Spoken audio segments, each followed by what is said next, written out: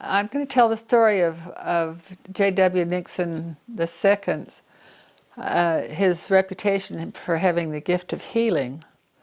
When he went on his mission in California, he blessed a young man who was supposed to be on his deathbed and survived, and on several other occasions. But one instance that we want to remember is when his daughter Myrtle died. She was about 16 years of age and had a appendicitis attack.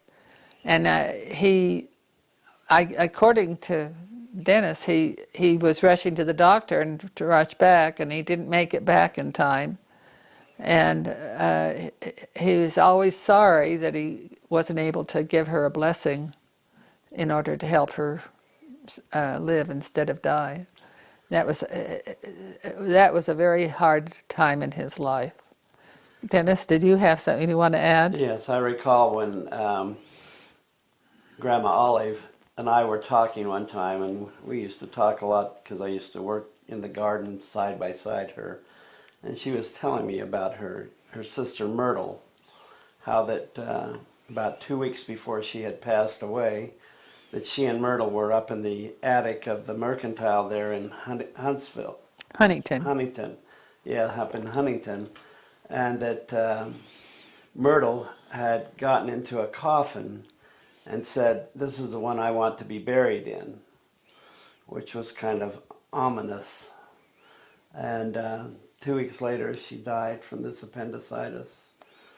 And as we talked about earlier, James W. rode his horse to death on his effort to get a doctor and get back there, who the doctor did not come until the next day after she had passed away. So his horse actually died? His horse died, yes, because he had ridden it so hard. And how many miles did he have to go? Well, I'm thinking it somehow in my mind it's about 20 miles, but I'm not exactly positive because it's been a while since I read the I can't story. remember how far Price is from Huntington. How did he get back if his horse died? By the time he got back, the horse died there. He rode it there and then rode back. And then what happened? What did J.W. give the doctor? Oh, the doctor knocked on the door, and J.W. was just a little put out, and he says, "You're too late," and handing him a $5 gold piece and shut the door on him.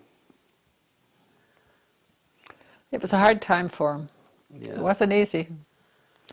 And he was very prosperous in Huntington. There's records where he would ship carloads of honey and alfalfa seed to the east. He made a lot of money in Huntington. And then they felt that, or Effie, his wife, just didn't feel that the children were getting the best education in that area. So she wanted to move to Provo. And so they did, and they bought this very, very nice home in Provo, which had belonged to a former senator. And then somewhere in my records down below, he cautions his posterity to never mortgage their home for business purposes. And I think this is what they did, is they mortgaged this beautiful home for them to have this Bonita Theater. Because they had a theater in Huntington as well. And you've got to remember, this is in the 20s. This is when movies were just beginning. There was first the silent, and then toward the end of the 20s, the sound came in. But they mortgaged this big home in order to obtain the Bonita Theater in Provo. And things went sour, and they lost their home. And he advises all of his posterity to never mortgage your home for business purposes. And as a result, he ended up having to start all over again. Here he had been prosperous, and he ended up becoming an insurance salesman. And he traveled all over Utah and Idaho selling insurance and did fairly well before they retired in California. So, Yeah, Loretta, if you want to just say a little bit about how brokenhearted he was when he lost Myrtle and how that affected his life, we'll tag that onto Myrtle's part. Because you were saying something about that bit. well, it was very hard for him to accept the death of Myrtle.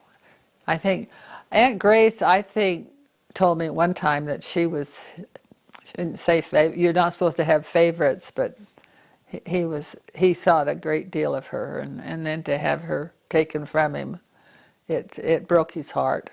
Broke his heart. And I'm sure it did, as well as Effie Dean was broken as well.